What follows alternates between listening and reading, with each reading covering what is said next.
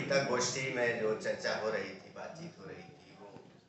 सीता पर केंद्रित थी। सीता की खोज पुस्तक पर केंद्रित थी। अब यहाँ से एक तरह से गोष्ठी दूसरे प्रस्थान की तरफ जा रही है, दूसरी पुस्तक पर। लेकिन अब इसके साथ संकट यह है कि अब परंपरा की पहचान जितनी बड़ी किताब है और कई पृष्ठों की है, जैसा बताया गया था, उसके अनुपात में समय बहुत सीमित है बोलने का। तो कुछ इस तरह से बात करें और दो वक्तव्य भी होना है। प्रभाकर जी का भी समय हम ना ले लें, ये ध्यान रखना है। उन्होंने इसके वैचारिक पक्ष पर बात करेंगे, वो जैसा हम लोगों ने तय कर लिया था अभी बैठे बैठे, कि जिससे रिपीटेशन ना हो और पुस्तक पर बात हो जाए। तो पहले चूंकि मेरा वक्तव्य पहले हो रहा है, इसलिए थोड़ा पुस्तक का हल्का छोटा सा परिचय दे देना जरूरी है, जिससे आप उसके तारतम्य को भी जान पाएंगे कि इस किताब में परंपरा की पहचान 3 भाग हैं। भारतीय नवजागरण का विस्तार, और इस खंड में स्वामी विवेकानंद पर 2-3 लेख हैं, एनी बेसेंट पर हैं, और गांधी जी पर हैं। अब ये तारतम्य देखिएगा कि इसमें कौन कौन से चेहरे और महत्वपूर्ण व्यक्तित्व दिखाई दे रहे हैं, और कहाँ से नवजागरण के विस्तार की सारी परंपरा को खोजा है या यहाँ प्रस्तुत किया है प्रधान जी ने। गांधी जी फिर इधर साहित्य में आते हैं, जो भारतेंदु जी हैं, और फिर राहुल जी हैं। वासुदेव शरण अग्रवाल पर लेख है, और जो उनका बहुत अध्ययन का प्रिय क्षेत्र रहा है, जिस पे और भी उनकी पुस्तकें हैं। हिंदी के आलोचक रामविलास शर्मा जी पर भी केंद्रित इसमें लेख मौजूद है। फिर जो दूसरा भाग है इस किताब का, जिसमें जाति साहित्य का प्रवाह, इसमें कुछ ऐसी ही परंपरा से आई हुई जो किताबें हैं, जैसे कबीर पर उनकी किताब है देशा धार्मिकता, और कबीर को लेकर हाँ पुरुषोत्तम जी की उस किताब की समीक्षा के बहाने महत्वपूर्ण बातें कही गई हैं। और निर्गुण भक्ति पर है, पद्मावत, कामायनी से लेकर फिर इधर आधुनिक साहित्य के निराला, पंत, अज्ञे, दिनकर और ये भवानी प्रसाद मिश्र और भिखारी ठाकुर। मतलब एक इनमें भी जो व्यक्तित्व या रचनाकारों को देखा गया है या उन पुस्तकों को लिया गया है, वो भी एक उस तरह से दिखाई देती है परंपरा में। फिर तीसरा जो खंड है वो परंपरा का संधान। इसमें तुलसीदास, भक्तिकाल और आचार्य शुक्ल, भारतेंदु, फिर हजारी प्रसाद द्विवेदी और कुंवर नारायण से लेकर दिनकर, और फिर कुछ कृतियों के आधार पर काशीनाथ जी आपको मिलेंगे यहाँ उपसंहार उपन्यास के माध्यम से, और तुलसीराम जिन्होंने बहुत प्रसिद्ध जो है आत्मकथा लिखी। तो ऐसे एक इसका जो एक अनुक्रम है, तो इतना विस्तृत इसमें सब जो अभी तक का या पहले का प्रधान जी का जो अध्ययन रहा है, और उनके जो बहुत महत्वपूर्ण वक्तव्य भी हुए हैं, उन सबसे आप लोग परिचित हैं। तो कई जो है उनके वक्तव्यों का आलेख के रूप में जो परिवर्तन किया गया है, लिप्यंतरण किया गया है, वो भी इसमें आपको मिलेंगे। तो अभी जैसे और सब वक्ता कह रहे थे कि वो सबने कहा कि जितना विस्तृत उनका अध्ययन और चिंतन है पूरी परंपरा से, उनके जो सरोकार रहे हैं, जिस तरह से वो बोलते हैं और बहुत साधिकार अपनी बात रखते हैं, उनके सामने इस किताब के जो दूसरे लोग अपने को कमतर कह रहे थे, तो फिर मेरी क्या मजाल है कि मैं उस पर बहुत साधिकार कुछ बात कह पाऊँ, और वो भी समय कम है। तो इसमें हमने कुछ अपना एक क्षेत्र बनाया है कि जिसमें हम बात करें, और जहाँ से एक उनके लोक पक्ष की, मतलब कह लो अध्ययन और चिंतन है, एक तरफ शास्त्र के वर्क से जो लोक की स्थापना है, जैसे सीता की खोज में भी आप चर्चा सुन रहे थे, वैसे ही जो भी नवजागरण का जो विस्तार है या दूसरे और विविध पक्षों को लेकर साहित्य में भी और इतिहास संस्कृति की परंपरा में भी जो लोक पक्ष की जो एक उदार दृष्टि वो बार बार अपने लेखन में कहीं ना कहीं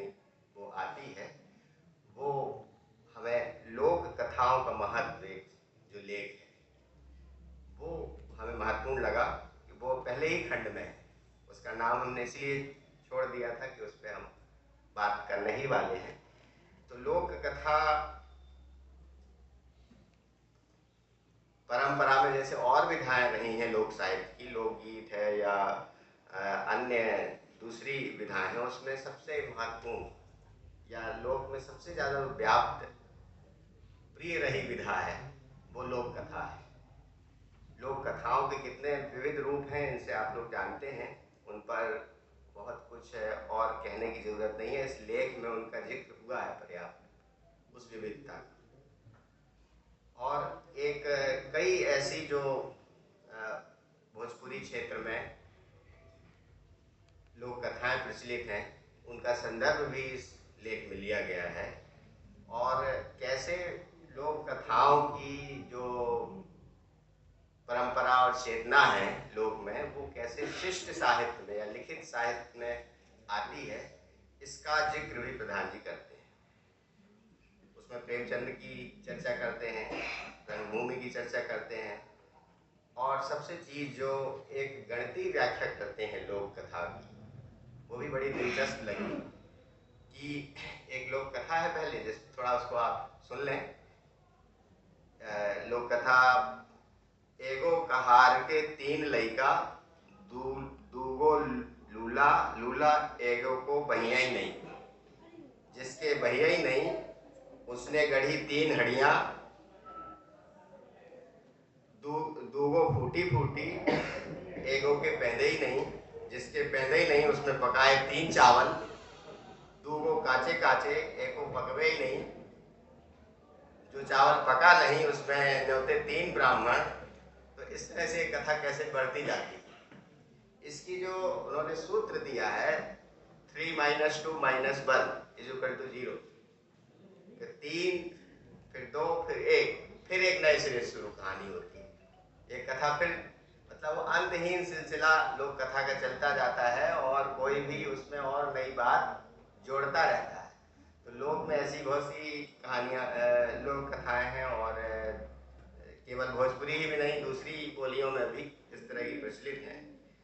तो लोक कथा की ऐसी जो शैली है उसके लिए प्रधान जी ने लिखा है कि उसका कोई अंतिम नियमबद्ध कोई नहीं है, जो एक गणितीय संरचना अंतिम नहीं है, पर एक टाइप की एक लोचदार लोकतांत्रिक विधा है, और जिसमें सुनने पढ़ने वाले भी अपनी कल्पना और अनुभव को कुछ न कुछ जोड़ते रहते हैं। तो लोक की परंपरा इस तरह से विस्तृत हो जाती है। वैसे भी जो उसका मूल रचयिता है वो उसको कोई जानता नहीं है, लोक साहित्य वो आया कहाँ से रचा गया, ये परंपरा में कैसे मौजूद रहा, इसके लिए जो अगर वो ज्ञात है तो फिर वो लोक का वैसा साहित्य नहीं कहलाएगा, वो शिष्ट साहित्य, रचित साहित्य कहलाएगा। ये बात अलग है कि जो बहुत सी लोक विधाओं में सृजन हुआ बोलियों में, वो भी उसके अंतर्गत अब फिर माना जाने लगा है, लेकिन असली या मूल लोक साहित्य वही है जो परंपरा से चला आ रहा है। और प्रधान जी ने जो इसमें चर्चा की है लोक कथाओं की, उन्हीं तरह की लोक कथाओं की चर्चा की है, जिनका मूल रचयिता हमको मालूम नहीं है कि कहाँ कब से चली आ रही, लेकिन वो परंपरा में विद्यमान रही है। इसमें जो खास बात महत्वपूर्ण लगी, जो इसके सभी सामाजिक सांस्कृतिक पक्ष को उजागर करती हुई कई बातें आलेख में आई हैं, लेकिन इसमें जो एक कहानी का जिक्र करते हैं जो जिसमें भूख की बात है, और वह भूख व लालच से जो भेड़िया है वो सब कुछ खा लेता है, फिर एक पेड़ के नीचे लेट जाता है जहाँ उसको एक कांटा चुभता है तो उसके पेट से रक्त का स्राव होने लगता है, और फिर वो सब चीज़ें निकल आती, नदी पहाड़ जानवर रोटी माँ, ऐसा पूरी एक अच्छी लोक कथा है, सब कुछ बाहर आ जाता है, लेकिन उसका संबंध जो हमारे समय से जुड़ा है ये महत्वपूर्ण है। लिखते हैं कि जब वो बाहर सब निकल गया उसके पेट से भेड़िए के, जिसने तृष्णावश, लोभवश, लालचवश बहुत कुछ खा लिया था, और वो जो गरीब बुढ़िया थी वो भी और उसके बच्चे सब हजम कर गया था, बाद में वो सब निकल के आए। तो प्रधान जी लिखते क्या हैं, यह लोक कथाओं की कैसी सनातन वर्तमानता है जो कभी पुरानी ही नहीं पड़ती है, और भेड़िए की आसुरी भूख के भीतर बहुराष्ट्रीय कंपनियों की शैतानी भूख को झलका देती है। ये लोक कथाओं की शक्ति जो हमारे अपने समय के जो अनियंत्रित विकास है, लोभ और लालच से भरा हुआ जो पूरी प्रकृति का दोहन कर रहा है उससे जोड़ते हैं और इस बात को कहते हैं कि नदी को सुखा देने वाला भेड़िया कभी कल्पना का विषय रहा होगा, आज वह तीसरी दुनिया के विकासशील देशों का आंखों देखा सच। तो इस मतलब लोक कथाओं की शक्ति को और उसके संदर्भ को हमारे समय से जोड़कर उसकी एक तरह की सनातन मतलब हमेशा एक मौजूदगी का एहसास कराते हैं। बाकी संदर्भ आप बताएं कि भाई प्रेमचंद के यहाँ लोक कथाओं का प्रभाव कैसे आया और दूसरे और लेखकों के यहाँ कैसे आया, और जो कथा साहित्य की पृष्ठभूमि में पीठ पर उसकी बहुत समृद्ध लोक कथाओं की विरासत रही है, इस सब पक्ष पर तो इस लेख में चर्चा है ही। लेकिन ये जो महत्वपूर्ण लगा हमें कि लोक कथाओं के संदर्भ को एक समकालीन प्रासंगिकता से भी जोड़ने की बात यहाँ कही गई है और उसके एक सामाजिकी को उद्घाटित किया गया है। लोक से ही जुड़ी बात जो एक दूसरे लेख में पद्मावत पर केंद्रित जो लेख है, पद्मावत की सांस्कृतिक भूमि। अभी प्रधान सरकार हमें लगता है कि 1-1.5 साल पहले बहुत महत्वपूर्ण वक्तव्य हुआ था पद्मावत पर, उसके 500 वर्ष के उपलक्ष्य में सब शायद सर थे उस समय अध्यक्ष, तो उन्होंने बहुत अद्भुत व्याख्यान दिया था। तो इस लेख से उसका संबंध भी है, लेकिन इसमें जो महत्वपूर्ण पक्ष है वो उसके लोक पक्ष का ही है। पद्मावत की भी बड़ी शक्ति शास्त्र के विरुद्ध लोक की है और लोक पक्ष को जायसी ने कितने संदर्भों से उद्घाटित किया है। हालांकि इसमें जो स्थापनाएं हैं वो हिंदी समाज के लिए या हिंदी के अध्येताओं के लिए नई नहीं है, पहले से ही जायसी को इस तरह से पढ़ा और समझा जाता रहा है, लेकिन उनको बड़े सिलसिलेवार ढंग से प्रधान सर ने इस लेख में पद्मावत की सांस्कृतिक भूमि को रेखांकित किया है। उस संदर्भ के साथ उन सब संदर्भों को ध्यान में रखते हुए उनकी किंवदंतियों को, मिथक को, हिंदू समाज और हिंदू समाज की कहानी से, उसकी लोक सांस्कृतिक परंपरा से, इसकी बहुत विशद चर्चा इस लेख में वो करते हैं। क्योंकि समय कम है इसलिए हम उसको थोड़ा सा पढ़ते हुए आगे चल रहे हैं, उनकी सबकी चर्चा ना करते हुए। और जो इसमें एक बात जो महत्वपूर्ण लगी कि अंत में एक तरह से निष्कर्ष देते हैं वो इस जायसी की इस पूरी लोक समझ को, लोक जीवन से उनके जुड़ाव को, और एक जैसा उनको पद्मावत की परंपरा में ऐसे सूफी कवियों को ये उन पर आरोप लगता है या उनको कहा जाता है कि वो फारसी मसनवी परंपरा से आए थे या वो उस तरह से भारतीयता उनमें नहीं थी, तो उसका एक काउंटर करता है लेख और भारतीयता से जुड़े होने का एक मजबूत पक्ष इसमें प्रस्तुत है। तो पद्मावत की सांस्कृतिक भूमि में जो अवध का लोक जीवन है और जाति प्रदेश से वह कैसे अभिन्न है, ये बात यहाँ रेखांकित की गई है। और उनके दोनों पक्षों से मतलब हिंदू संदर्भ से और मुस्लिम संदर्भ से उसको एक सांस्कृतिक भूमि में वेदांत, योग, भक्ति और तसव्वुफ का महामिलन संभव हो सका, ये लिखते हैं। और जायसी के लिए घोषणा कर पाना, हालांकि अंत में फिर पद्मावत के साथ इसमें अखरावट का संबंध जोड़ा गया है, उसी पंक्ति से इसका अंत किया गया है आलेख का, कि जायसी के लिए घोषणा कर पाना संभव हुआ कि हिंदू और मुसलमान एक ही वृक्ष की दो शाखाओं जैसे हैं, दोनों का जन्म एक ही माँ के रज और पिता के शुक्र के संयोग से हुआ है। वृक्ष एक लागी दुई डारा, एक हिते नाना परकारा, मातु के रकत पिता के बिंदु, उपने दो दुर्ग ओ हिंदू। इससे इसका अंत किया गया है। तो इसकी जो सांस्कृतिक भूमि को यहाँ दृष्टि में लाने की और जो जोर देकर इस लेख में बात की गई है, वो शायद आज के समकालीन समय में एक जायसी के बारे में या ऐसे सूफी कवियों के बारे में जो एक धारणा बना ली जाती है, उससे अलग सोचने की एक दृष्टि इसमें मौजूद है और वो कई अर्थों में आज जरूरी भी दिखाई देती है। उन संदर्भों को आप समझ सकते हैं। कामायनी पर बहुत अच्छा लेख है उसकी भविष्य दृष्टि को लेकर, पर उसको भी मैं फिलहाल अभी चर्चा से अलग करते हुए थोड़ी सी बात बस मुश्किल से 2-5 मिनट के अंदर मैं उन कृतियों पर करना चाहता हूँ जो हिंदी की बहुत प्रसिद्ध औपन्यासिक कृतियाँ। हालांकि इसमें जैसा हम इसका परिचय देते हुए कह रहे थे कि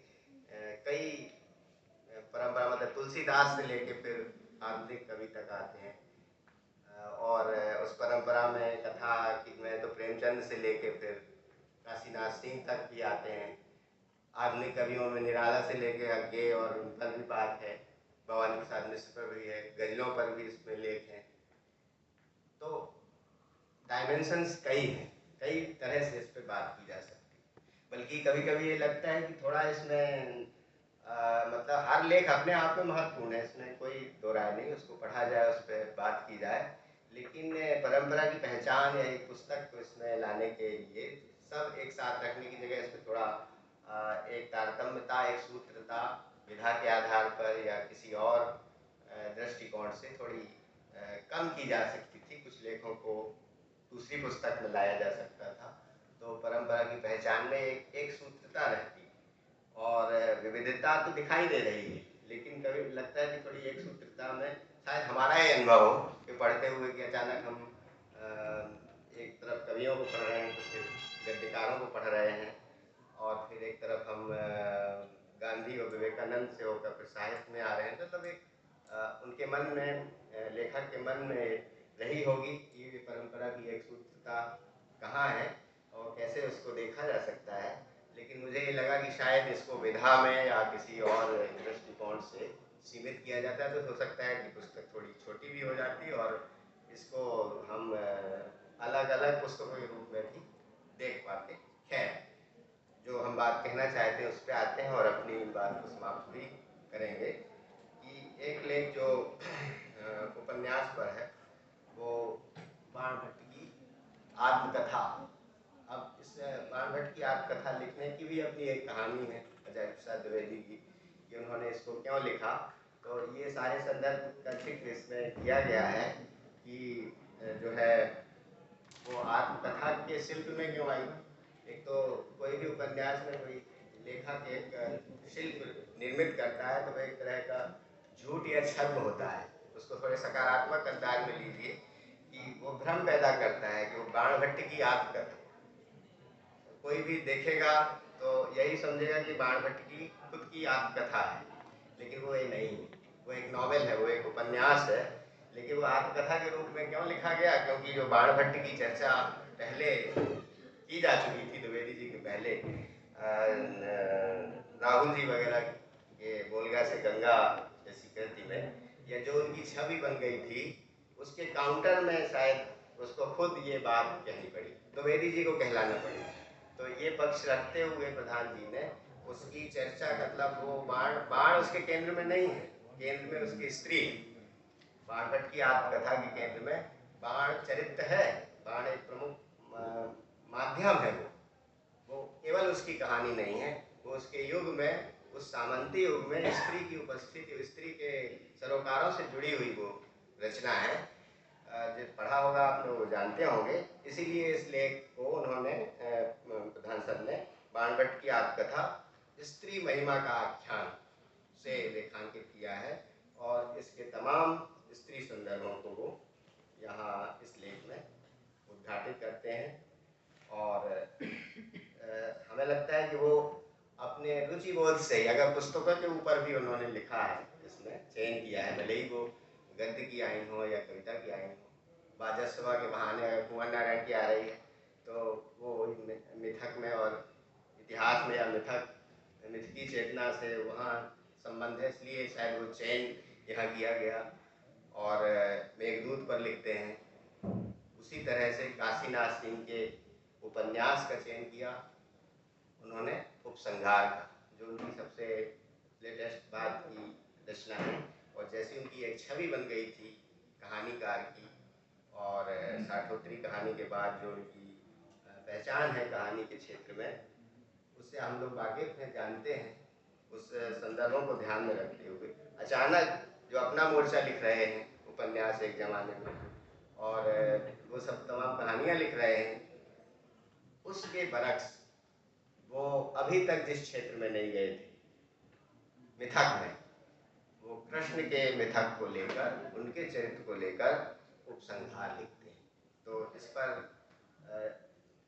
जो समीक्षक हैं प्रधान जी, उस पर थोड़े आश्चर्य करते हैं, बल्कि वो अपेक्षा कर रहे थे और वो उस क्षेत्र में जाते हैं और कैसे उसमें कृष्ण के चरित्र को और उस पौराणिक आख्यान में, पौराणिक आख्यान